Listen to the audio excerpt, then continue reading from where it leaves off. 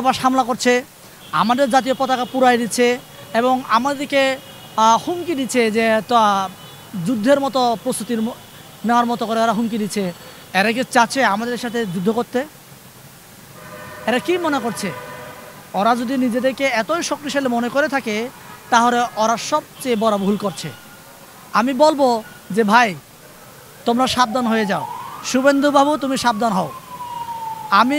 আমি কলকাতা এবং পশ্চিমবঙ্গের আপামর জনসাধারণকে আমি উদাত্ত আহ্বান জানাতে চাই, আপনারা শুভেন্দু বাবুকে পাড়া দিয়ে মেরে ফেলেন, তাহলে আপনাদের ভারত অনেক শান্তিতে থাকবে।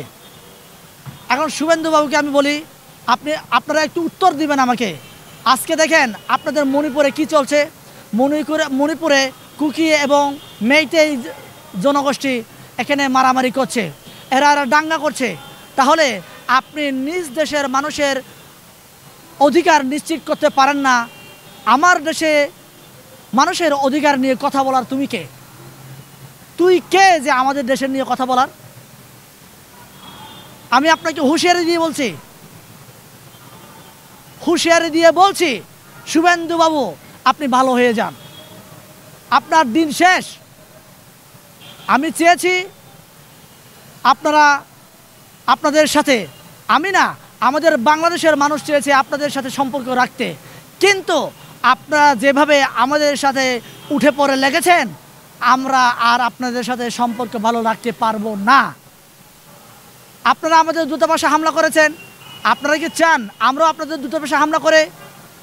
আমাদের বাংলাদেশে আপনাদের কোন কোন জায়গায় দূতাবাস নাই বলেন? চট্টগ্রামে আছে, ঢাকায় আছে, সিলেটে আছে, বিভিন্ন শহরে আপনাদের দূতাবাস আছে। আমরা কি আপনাদের দূতাবাসে হামলা করব? আপনারা কি আমাদেরকে এই উগ্রতা শেখাচ্ছেন? আপনারা যদি চান আমরা আপনাদের দূতাবাস হামলা করব। আমরা হামলা করতে চাই না, কিন্তু হামলা করতে বাধ্য করবেন না আমাদেরকে।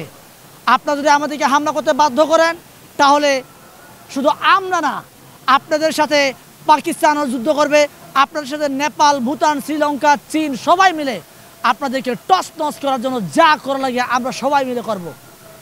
আপনারা উগ্রতা ছড়াবেন না, ভালো হয়ে যান।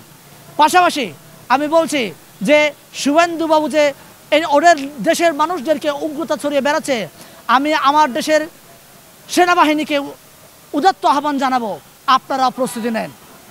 পাশাপাশি আমার পাহাড়ে যে সমস্ত আঞ্চলিক সংগঠন রয়েছে আপনারা প্রস্তুতি নেন। আমি চাই আপনাদের কাছে যে অস্ত্র আছে আমার দেশের প্রশাসন আপনাদেরকে ব্যবহার করবে। আপনারা যদি ভারতের দিকে অস্ত্র তাক করেন, বাংলাদেশের সার্বভৌম রক্ষা করার জন্য আপনারা যদি ডাক দেন, তাহলে বাংলাদেশের 20 কোটি মানুষ আপনাদের ওই ডাকে সাড়া দিয়ে শুভেন্দু বাবু আমাদের বাংলাদেশের বর্ডারগুলোতে এসে নানা উস্কানি দিচ্ছে। তাই আমি মনে করেছি আমাদের বাংলাদেশকে রক্ষা করতে হবে, বাংলাদেশের বর্ডারগুলোকে আমাদেরকে নিরাপদ রাখতে হবে। এই জন্য আমি আমার বাংলাদেশের আপামর জনগণের কাছে উদাত্ত আহ্বান জানিয়েছি যাতে করে